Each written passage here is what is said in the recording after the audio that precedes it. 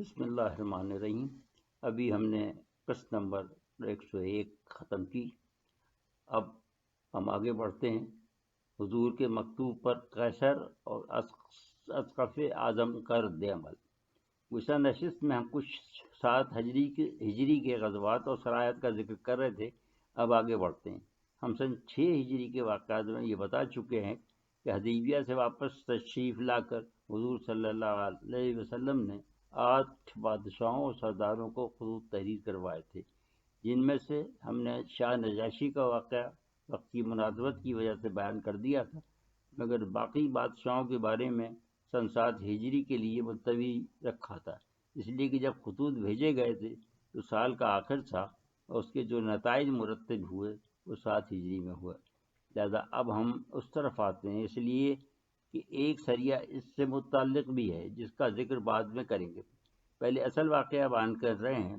اس بات پر بھی اختلاف ہے کہ یہ خطوط کس سال میں لکھے گئے، مگر مندرج ذیل واقعہ سے یہ واضح ہوتا ہے کہ بیہقی رحمہ اللہ تعالیٰ درست ہیں کہ یہ سال 6 ہجری میں رقم ہوئے، جبکہ اس سلسلے میں واقعی رحمۃ اللہ کا دعویٰ یہ ہے کمزور ہے کہ وہ 8 ہجری میں لکھے گئے، جس کا ثبوت ابو سفیان کے بیان سے ملتا ہے۔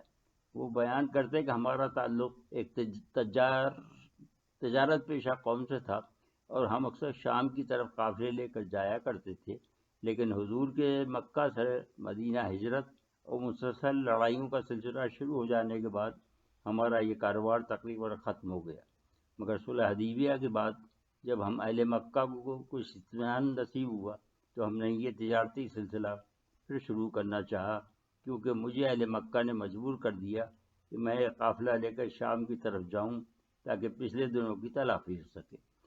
میں ایک قافلہ لے کر ملک کے شام روانہ ہوا، جس میں مکہ کے تقریباً ہر شخص کا کچھ نہ کچھ سرمایہ لگا ہوا تھا۔ میں یہ قافلہ لے کر جب شام کی طرف سفر کر رہا تھا تو غزہ سے گزرا۔ وہاں پہنچ کر مجھے معلوم ہوا کہ شہنشاہ ہرقل اعظم بھی اس وقت وہاں زیارت کے لیے آیا ہوا ہے اور وہاں نصرانی راہبوں وغیرہ کو خوش کرنے کے لیے اپنے ساتھ تحائف بھی لایا۔ مجھے یہ بھی معلوم ہوا کہ اسے کسی وجہ سے یہ وہم سا ہو گیا ہے کہ اس کے شامی مقبوضات پر کچھ لوگ حملہ آور ہونے والے ہیں۔ اس نے جب مصاحبین سے مشورہ کیا تو سب کی رائے یہ ہوئی کہ ایسے لوگ صرف یہودی ہو سکتے ہیں، کیونکہ ان کے خیال میں اس وقت اہل فارس کے بعد سب سے بڑے حریف تھے اور اس سرزمین کے دعوے دار بھی، مگر اس نے یہ کہہ کر سب کو مبہوت کر دیا کہ میں یہ خطرہ مدینے کی ریاست سے محسوس کر رہا ہوں جو اب منظم ہو رہی تھی۔ آگے وہ یہ بھی کہتے ہیں کہ جب ہرقل نے مصاحبوں سے پوچھا کہ تم قریش کی حربی استعداد اور ان کے مقابلے میں مدینے کی قوت کے بارے میں کیا کہتے ہو، تو اس کا جواب ہرقل کے مشیروں نے یہ دیا کہ وہ لوگ یعنی قریش اہل مدینہ آپس کی مذہبی مناسقت میں الجھے ہوئے ہیں، اس لیے ان کی طرف سے فی الحال خطرے کی کوئی بات نہیں، لیکن ہرقل ان کے اس استدلال سے مطمئن نہیں ہوا اور کہا کہ تمہیں اس کا اندازہ نہیں ہے، وہ جس تیزی سے یہودی علاقے فتح کرتے ہوئے آگے بڑھ رہے ہیں، کسی وقت وہ شام میں داخل ہو سکتے ہیں۔ تب وہ بھی سوچ میں پڑ گئے اور انہوں نے کہا کہ ان کا ایک معزز شخص قافلہ لے کر ملک شام جا رہا ہے، اس سے ان کے بارے میں معلومات حاصل کی جا سکتی ہیں۔ لہذا ہرقل نے اپنے مشیروں کی رائے کو صائب سمجھ کر مجھے طلب کر لیا اور مجھے اپنے دربار میں بٹھا کر مترجم کے ذریعے مخاطب ہوا۔ اس کا پہلا سوال یہ تھا کہ میں نے سنا ہے کہ تمہارے قوم کے ایک شخص محمد صلی اللہ علیہ وسلم نامی نے یہ دعویٰ کیا ہے کہ وہ خدا کا رسول ہے، کیا یہ صحیح ہے؟ میں نے کہا ہاں۔ اس نے پوچھا کہ محمد صلی اللہ علیہ وسلم تمہارے کسی بہت ہی مالدار قبیلے سے تعلق رکھتے ہیں؟ میں نے جواب دیا کہ وہ مالی اعتبار سے ایک اوسط درجے کے قریش خاندان سے تعلق رکھتے ہیں۔ پھر اس نے دوسرا سوال کیا کہ کیا اس کے ماننے والے صاحب ثروت لوگ ہیں؟ میں نے کہا نہیں، اس کے ماننے والے کمتر درجے کے اور مفلوق الحال لوگ ہیں۔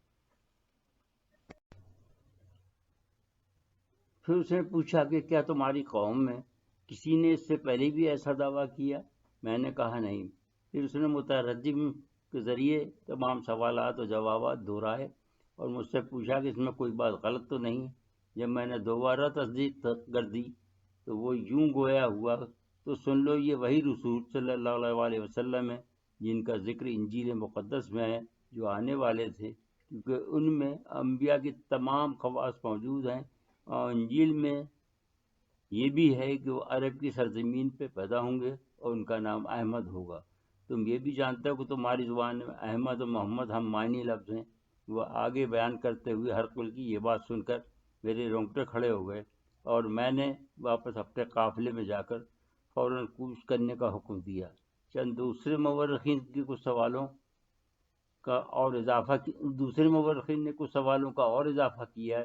وہ یہ تھے کہ ان کے ماننے والوں میں سے کوئی منحرف تو نہیں ہوا اور ان کا کردار یا دین دیکھ کر، اور یہ کہ کیا کبھی انہوں نے جھوٹ بولا، بدعہدی کی، ان کے خاندان میں کبھی بادشاہ تو نہیں رہی، اور جنگ میں ہار جیت کی کیا صورت ہے. اس کے جواب میں ابو سفیان نے کہا کہ نہ کبھی کوئی منحرف ہوا، نہ انہوں نے کبھی جھوٹ بولا، نہ بدعہدی کی، اور جنگ میں کبھی ہم بھاری پڑتے ہیں کبھی وہ، اور ان کے خاندان میں کبھی کوئی بادشاہ بھی نہیں گزرا. ان میں یہ بھی اضافہ ہے کہ اس نے کہا کہ بادشاہ تو ان کے خاندان میں پہلے ہوتی یا نبوت پہلے ہوتی تو میں سمجھتا کہ نقالی ہے یا بادشاہت کے حصول کا حصول اصل مقصد ہے. اگر وہ جھوٹے اور بدعہد ہوتے تو میں کچھ غور کرتا. جھوٹ نہ بولنا بھی نبوت کا ثبوت ہے. جو انسانوں پر جھوٹ نہیں بولتا وہ خدا پر افترا کیسے باندھے گا. اور طریقہ جنگ بھی نبیوں جیسا ہے، لیکن بعض روایات میں ہے کہ یہ واقعہ غزہ کے بجائے حمس میں پیش آیا، اور صحیح بخاری میں اس سلسلے میں ایک حدیث بھی شامل ہے جو کہ تھوڑی سی اختتام پر مختلف ہے.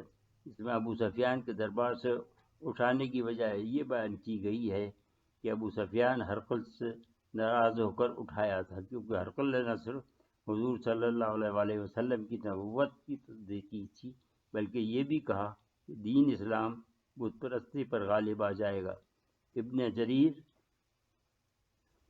رحمہ اللہ تعالیٰ نے اپنی کتاب میں بیان کیا ہے کہ انہیں ابن حمید سلمہ اور محمد بن اسحاق رحمہ اللہ علیہ نے بتایا کہ جب حضور صلی اللہ علیہ وسلم کے سفیر وحید کلبی ہرقل کے دربار میں پہنچے تو اس نے نامہ رسالت پڑھ کر کہا، میں جانتا ہوں کہ تمہارے نبی صلی اللہ علیہ وسلم سچے ہیں، لیکن میں رومیوں سے خائف ہوں، اس لیے بہتر ہے کہ آپ یہ خط اسقف اعظم کے پاس لے جائیں، کیونکہ عوام و خواص پر کلیسا کا مجھ سے کہیں زیادہ اثر ہے اور مجھ سے زیادہ وہ اسقف کی بات مانتے ہیں. لہذا وحید کلوی رضی اللہ تعالیٰ عنہ نے اس کے پاس تشریف لے گئے.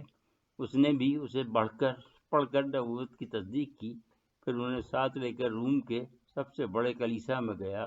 پھر وہاں لوگوں کو جمع کر کے اس نے ان سے کہا کہ اے اہل روم، یہ اللہ کے نبی کا قاصد ان کا مکتوب گرامی لے کر تمہارے پاس آیا ہے، اور میں شہادت دیتا ہوں کہ اللہ کے سوا کوئی معبود نہیں ہے اور محمد صلی اللہ علیہ وسلم اس کے رسول ہیں جن کی بشارت انجیل میں دی گئی ہے، اور ان کا نام احمد بتایا گیا. اسقف کی یہ بات سن کر سوائے ایک شخص کے تمام موجود لوگوں نے تردید کی، جس کو لوگوں نے موقع پر ہی زد و کوب کر کے ہلاک کر دیا. جب یہ واقعہ وحید کلبی نے واپس آ کر ہرقل کو سنایا تو اس نے کہا، دیکھا میں نہ کہتا تھا کہ اسقف کا اثر لوگوں پر مجھ سے بھی زیادہ ہے. ہم بادشاہ بھی اسقف کا مقابلہ نہیں کر سکتے کہ ہمیں عام رومیوں سے اپنی جان کا خوف رہتا ہے. لیکن جب اس کو اسقف نے اسلام کو کرنے کو کہا تو اس نے اس سے بھی یہی عذر پیش کیا کہ عوام مجھے ہلاک کر دیں گے. مگر تبری رحمہ اللہ نے ان سے یہاں تھوڑا سا اختلاف کیا ہے. انہوں نے تحریر کیا ہے کہ اسقف اس وقت شام میں تھا جب اس نے رومیوں سے، جو کوئی شاید درباری تھے، اسلام لانے کے لیے کہا تو انہوں نے انکار کر دیا. تب اس نے اس کا متبادل پیش کیا اور کہا پھر ان کو جزیہ دینے کے لیے تیار ہو جاؤ. اس پر وہ بولے کہ ہم عربوں سے کس بات میں کم ہیں کہ انہیں جزیہ دیں. جب اس نے جھنجلا کر کہا پھر سرزمین سوریہ ان کے سپرد کرنے کے لیے تیار ہو جاؤ۔ بقول تبری رحم اللہ کہ اس وقت سوریہ بلاد ارض و مقدس فلسطین اور شام پر مشتمل علاقہ کہلاتا تھا۔ اس کے بعد وہ نیک اسقف اس سرزمین کو الوداع کہہ کر فلسطین میں کہیں روپوش ہو گیا۔ اس کے بارے میں تاریخ خاموش ہے۔